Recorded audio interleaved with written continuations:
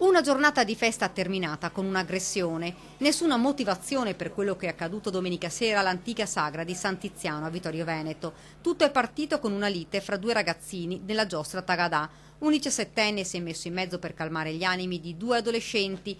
Ragazzi, smettetela, sarebbero state le parole che hanno mandato su tutte le furie i due litiganti.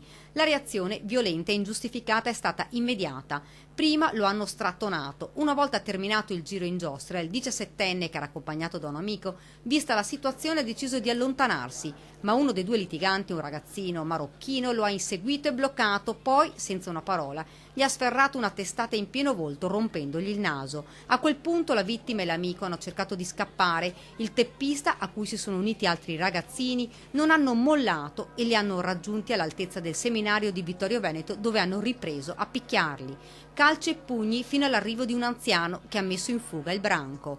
Il maggiore responsabile del pestaggio, un ragazzino di origini marocchine residente nel Coneglianese, già noto alle forze dell'ordine. I genitori della vittima hanno deciso di sporgere querela per le lesioni riportate dal figlio non appena sarà disponibile il referto medico con tutti i dati sulle ferite riportate dal giovane nell'aggressione.